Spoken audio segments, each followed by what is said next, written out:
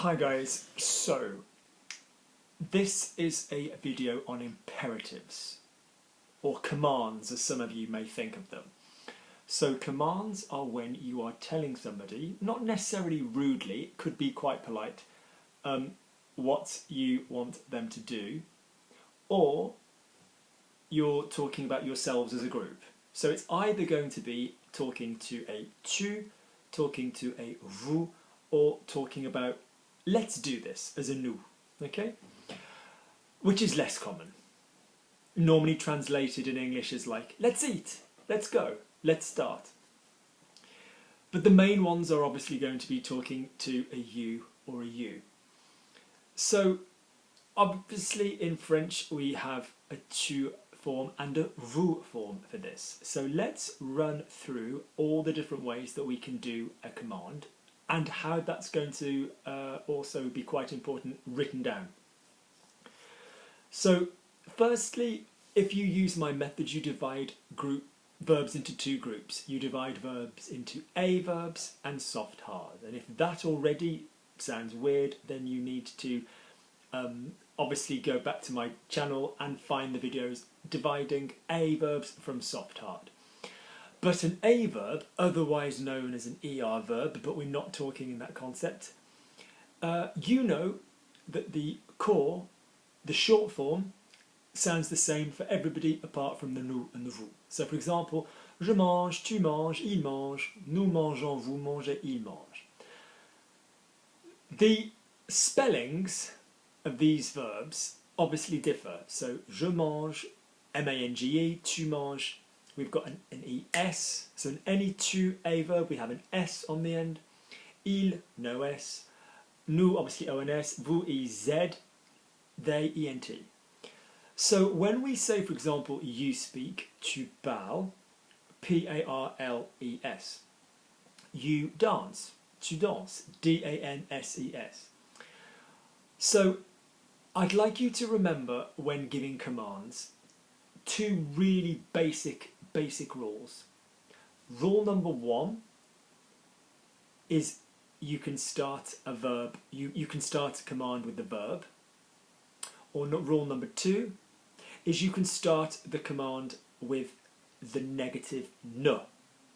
Those are the only two things that you can start a command with. The verb itself or the negative element of the, ne. So let's look how that makes sense. So for example, if you've got, so one of the best ways to work out a command form is to just remove, step one is to remove the person doing it. So if I said a normal sentence, you eat, tu manges, which in that case would be spelled M-A-N-G-E-S, and I wanted to say eat, I simply remove the tu and I'm left with mange. If I had vous mangez, so you guys plural or you formal are eating, if I wanted to make it a command, I would remove the vous, I would remove the person doing it, the subject, and it would become mangez. Now the only difference here is that in an a verb, you're going to, for the most part, remove the s if you write down the command. So if you said to somebody, dance as a command, in a text message for example, why you'd be asking them to dance in a text message, I don't know. But if you said, for example, give me or send or something like that, you would spell the verb without the s. Yeah, so you give normally would be donne, D-O-N-N-E-S. Give, whatever's going to come next, donne, D-O-N-N-E. So you would lose the s. So the first rule then is that you can start a command with, you have to start a command with either the verb. The second rule is you could start, or you could start a command with a ne. So if I said you don't speak as a normal sentence, a normal indicative sentence, tu ne parles pas, don't speak, ne parle pas. All of this will be written underneath, every single example that I give. So if I said look underneath, you look normally, vous regardez, the command form, regardez. If I said don't look, so vous ne regardez pas, the command form, ne regardez pas. Or don't look to one person, ne regarde pas. we're still losing the S. Now, in this form, starting with the ne, you might think, well, Luke, there's times you tell us that we don't necessarily need to remember the ne. For example, I'm going out, je sors. I'm not going out, je ne sors pas. Or conversationally, je sors pas. I'm not drinking, je bois pas. And it's true, there are many times in French where we do not have this ne. Now, this is the same for commands. You can opt to not use the ne in a kind of slangy, relaxed way if there are no other elements to your command. So, for example, if I said, which we're coming on to in a moment, don't. So if I said don't touch, I could say touche pas, as well as ne touche pas. But that would be quite slangy social, but it wouldn't be awful. It would be understood. It wouldn't sound weird in French. If I had, and I'm about to explain why, don't touch it, ne le touche pas, I need the ne there for reasons I'm about to come on to. So, the ne can go if there's not a pronoun, if there's not something else in the command. So you're not telling someone to do something to something. So the next thing then is when you bring on pronouns.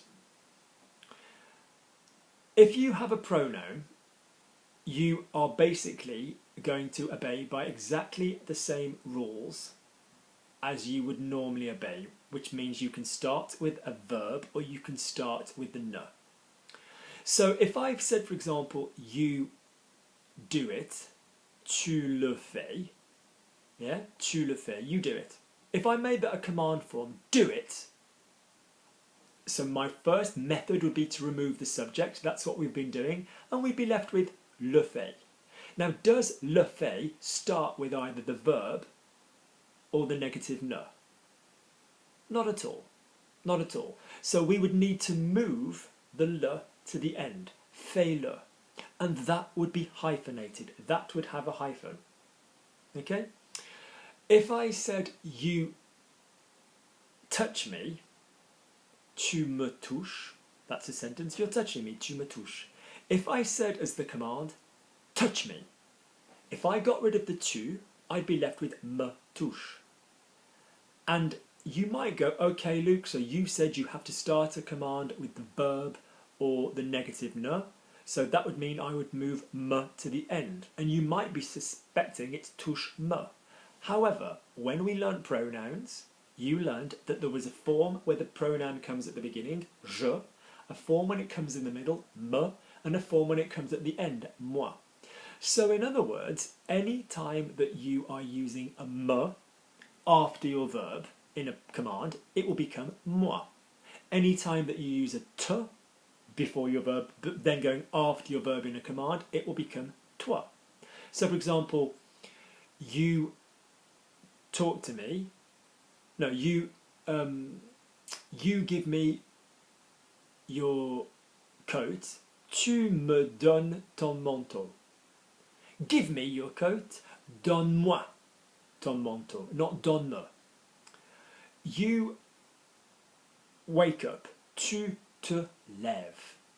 One of the really obvious times that we're going to be using me and te is in reflexive verbs. So you wake up, you get up, tu te lèves, get up, lève-toi, lève-toi.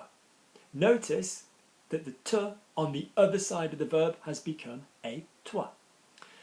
Now, next thing, if we have a situation where we are using a negative, you will notice that we don't need to move the pronoun. So if my normal sentence were, you're not eating it, tu ne le manges pas. Now orally you might just say that as tu le manges pas without the ne.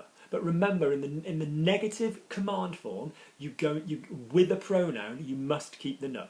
So you don't eat it, tu ne le manges pas, which means the command form is ne le mange pas. You are leaving me, tu me quittes, you're not leaving me, tu ne me quittes pas, don't leave me, ne me quitte pas, which is actually a Jacques Brel song, ne me quitte pas. So far then, we've agreed the following, that commands can be to a tu or a vous or with a nous. The new form I haven't yet mentioned is very, very easy. For the most part, you are just going to use the en as normal. Mangeons, let's eat. Yeah? Lisons, let's read. But it's kind of less and less used. So with your tu and your vous form, you are going to say the verb as normal, but you are going to not say the person doing it.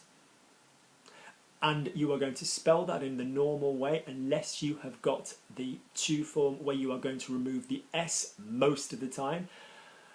I will come on to some exceptions in a minute.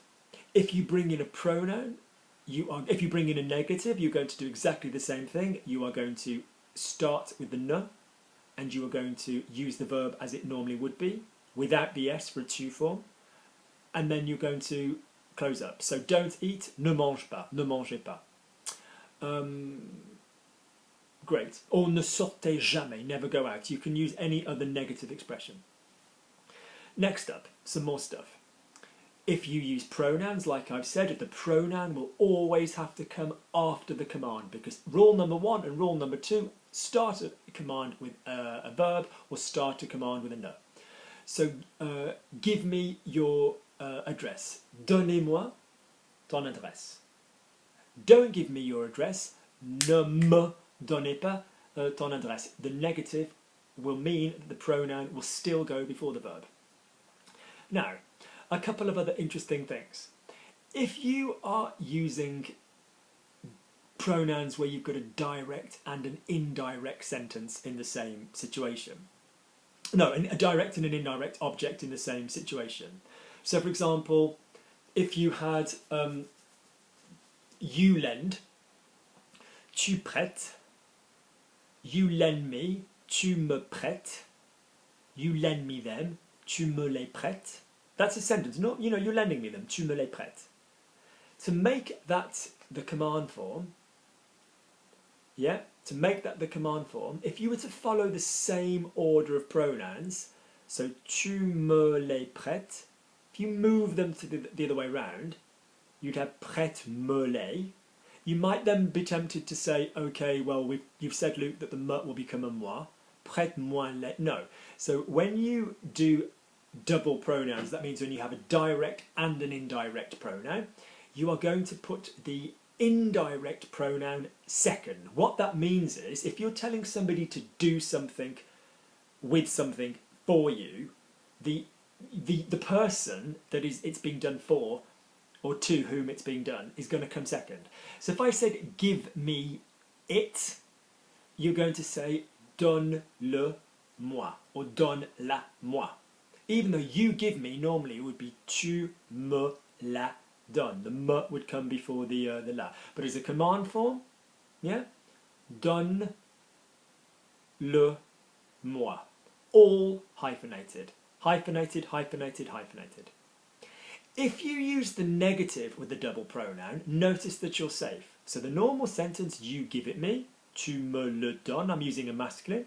You don't give it me, tu ne me le donnes pas. Already you might be tempted to say, tu me le donnes pas, but tu ne me le donnes pas. The command form would be, ne me le donne pas.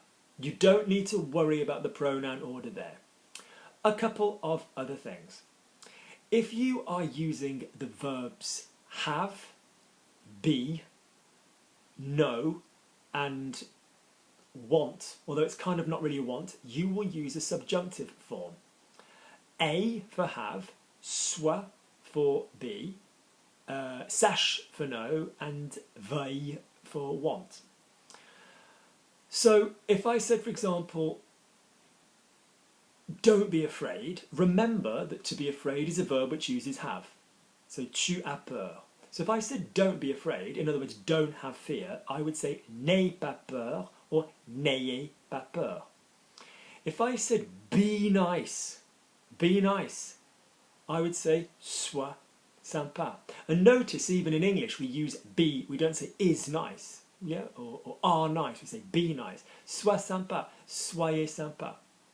So this is worth mentioning. You need to remind yourselves what a lot of verbs do is use a compound form. So for example, to be careful, faire attention. So in other words, be careful to somebody, fais attention.